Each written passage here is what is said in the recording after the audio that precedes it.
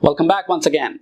Moving forward in this particular lesson, my objective is to walk you through the entire project lifecycle and really your expectations. I like to set your expectations for this course so you exactly know what I'll be covering throughout this entire course step by step. So I'm going to walk you through again the project lifecycle. So I'm going to show you this chart and just a PowerPoint slide.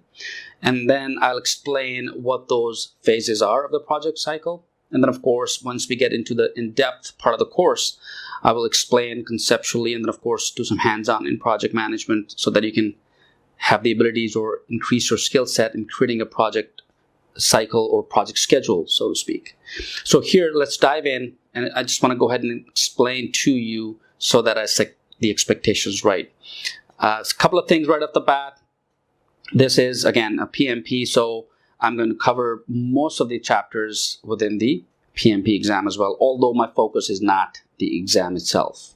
So that's something that you have to study on your own. But practically, if you want to get into this field, this is the perfect course for you.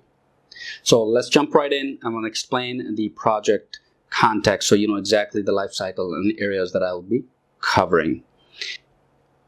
Also importantly, please note that as you walk through this course, just kind of understand the concept. If you have any questions, feel free to reach out to me. And that's exactly what I do as a full-time Udemy instructor. I would like to make sure that you understand not only the concepts, but also the applications. So if you're working on a certain industry and you have a question, just reach out to me. I'll be more than happy to help. You're also welcome to register yourself on the PMI website, which is the Project Management Institute website. There's a student membership on that site that you can just get for minimal, maybe $32 or something like that per year. And then based on that membership, and I think the full membership price is about $100 or $130, something like that.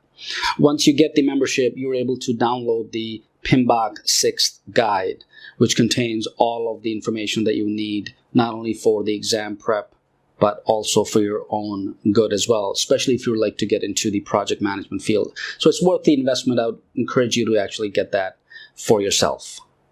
So let's jump right into the actual project lifecycle. And let me go ahead and explain to you what exactly we'll be covering in this course in a practical manner.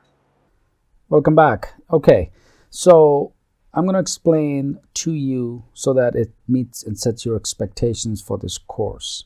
This is exactly what we'll be covering from start to finish in a practical manner. So you as a project manager, right, you need to understand that everything starts from the business development. So I'm going to first focus in the middle part, which is this arrow that you see pointing in the right direction, okay? So we start with the business development. In other words, the project manager doesn't go out there and actually sells, right? It's the sales teams or the marketing individuals. They go out there, they get business for the organization that you're working for as a project manager. So once the business is developed and you obtain a client or get a new client, only after that the project manager comes into action, okay? So you'll be actually ending up with planning, which is the next phase, and then the requirements gathering is the phase, the design, development, training and documentation, the user acceptance testing, change controls, if any. So if there's a new requirement that comes from a customer, that's called a change control, and then the go live for the customer, okay? So this is, in practical terms that I follow, is the project manager's workflow or plan, okay? Now, each of these phases, you'll notice, is connected with that little circle with a small square at the bottom, or rectangle at the bottom, right? That lists different activities, documents, stages, whatever you want to call it, subsections. So, for instance, the business development, and let me zoom in if it's too small. There we go. So I'm going to focus right now on the business development first. Perfect. So this area that you see is business development. That's, again, something, whatever goes on in this particular phase, which is pre-project phase, okay? is the sales engagement. So the sales calls are made, partnership relationships are made, and so on. And the abbreviations that you see, the SL, SLSA, SLCEO, and so on. Some of these you might already be familiar with. If not, then I've listed this in the legend here. Okay, so on the right side, you have a key to all of these terms in blue. So the SL is sales lead, QA is the tester, DV is the developer, SA is the systems architect, PM, of course, the project manager, BA for business analyst, VP is the vendor partner, not the vice president, but the vendor partner. CL is the client. And then anything in orange or reddish orange, right, are the deliverables. Okay, so this is the resource key that you can kind of take a look at and then match it up with each of these phases. Okay, perfect. So let's go back to our business development. So within the sales engagement, this responsibility lies with the sales lead or the marketing people or the sales individuals. During this phase, which is the pre-project, of course, is the RFP responses, which is request for proposal. And I'm going to be covering that in the project as well, because you as a project manager would know everything or should know everything, and you would. Okay, great. Next, after the RFP responses is the sales demo. Sometimes the client wants for you to give them a POC. The POC simply stands for proof of concept. In other words, if you reach out to a client and they say, okay, well, we want to develop this app, enterprise app, but before we actually do it, we would like a proof of concept. Okay, well, you're not going to actually go out there and develop the app and then show them the demo, right? This simply means that, for instance, let me give you a real world example. If they want to do something in Azure, okay, so you just do a small demo in Azure, maybe just do a simple UI for the app, just spend a few hours, have your graphics designer design something quick for you. If you have done it in the previous project, that's much easier because you will just regurgitate that, right? Same thing over and over again for different customers. But you would simply show them a small presentation of a POC.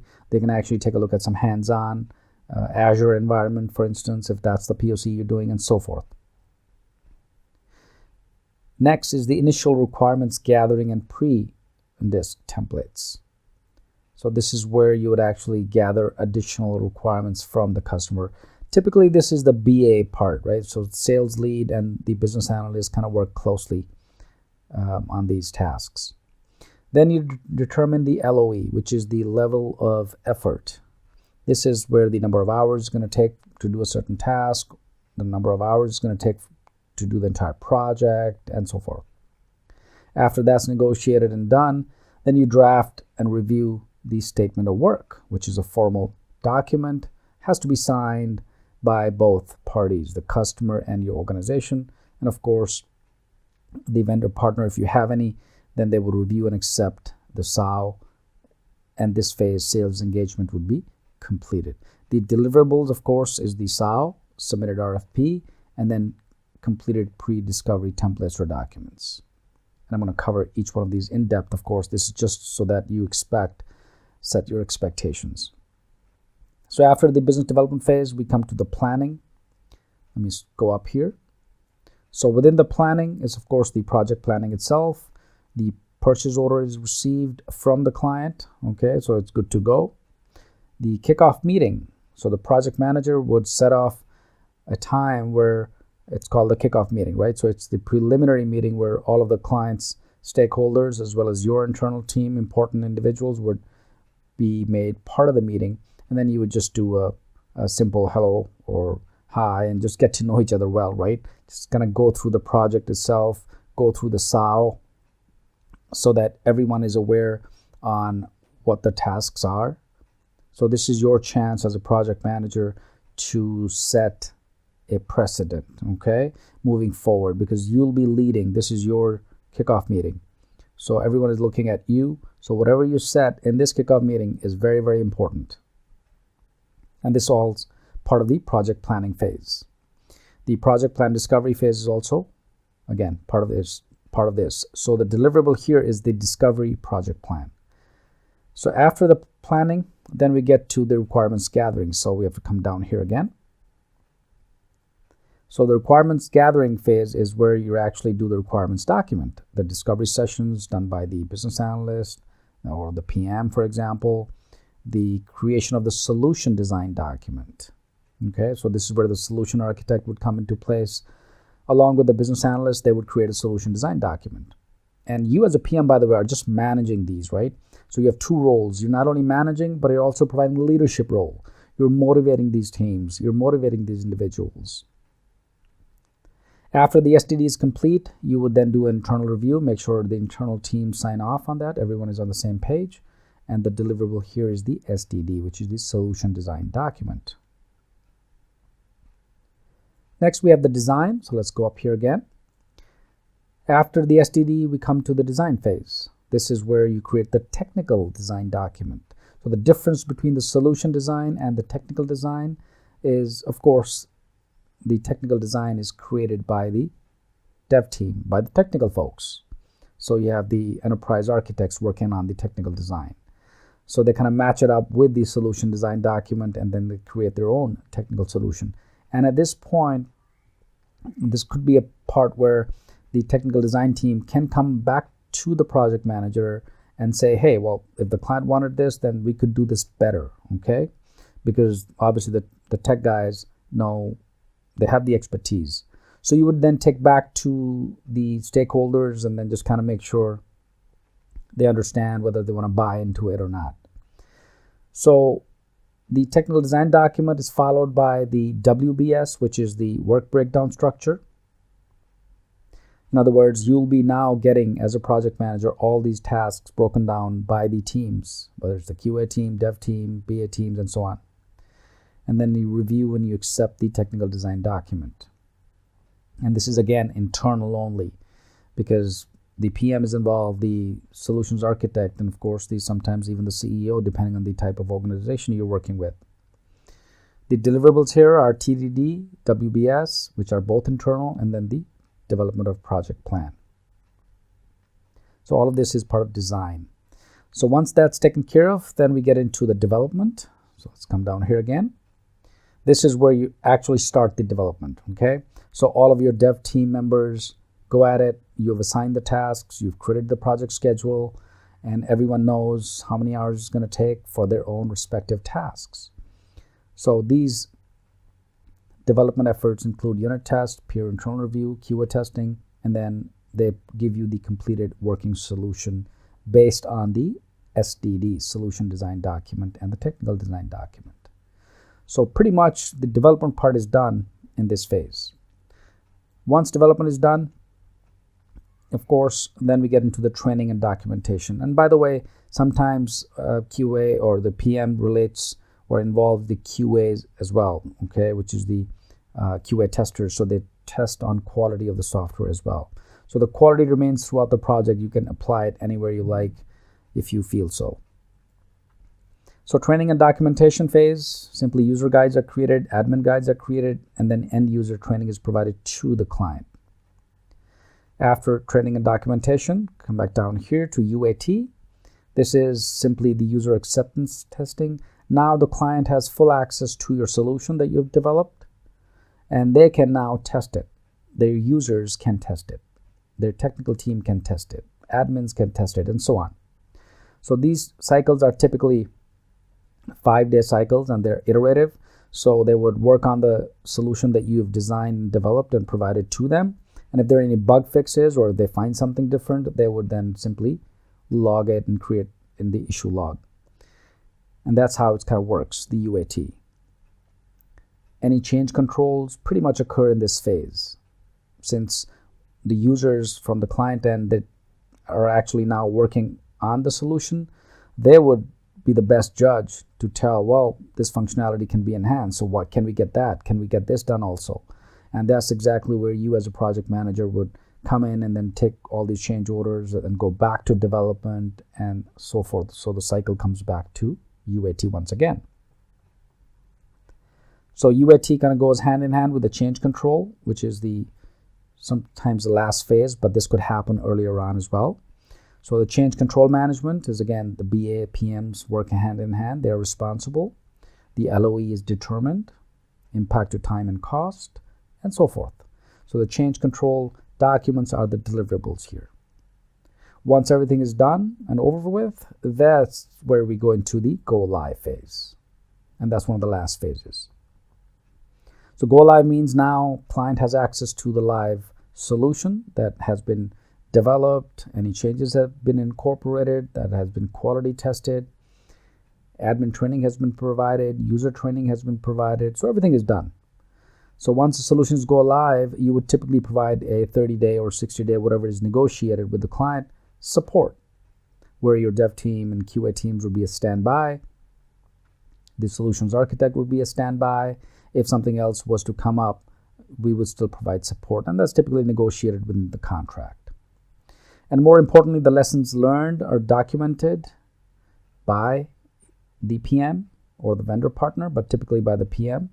You would kind of take a look at all of these phases and see what happened. You will collect all of the documentation that you've been making so far in each of these phases, and then kind of document lessons learned. You will maybe interview the client again, have a final meeting with them, just kind of ask them questions and so forth. So these are the key phases of project management. On the bottom, I have the project governance here. So for instance, the project manager would have weekly project team calls, scrum calls, internal calls, and client calls as well. Internal review meetings, managing stakeholder expectations. All these are part of meetings. So you're constantly on the call, conference call, every single day pretty much. And then, of course, you have to generate status reports. These status reports contains progress made in the previous week and what to expect in the following week, and that's where you actually give these status reports to your clients. So they're aware of what has happened and what is going to happen. How far are you in the development? How far are you in the QA phase, and so on. So just in a practical manner, quickly wanted to set the expectations of this particular lesson so that you're actually now aware of the full overall picture. So as we dive deeper into the course, I'm going to be talking about each one of these project phases. This is a practical project engagement model. You can use this as well, okay? So nothing is going to be missing from the text, okay? This is just the different, maybe wordings are different or the titles may be different and so forth. So I hope this helps. With this, I'm super excited to dive into the in-depth understanding of the project engagement model as well as the course itself. And I look forward to having you in my next lessons. If you have any questions, feel free to ask, post them in the discussion area. And as a homework, okay, right off the bat, I want to assign some homework here. Go through this project engagement model, memorize these terms, okay, PM, SA, let's say documentation or the solution design document, the technical design document, and so forth, so that you get a better picture of how everything is done. So I hope this helps. Practice with this, and let's move to our next lesson.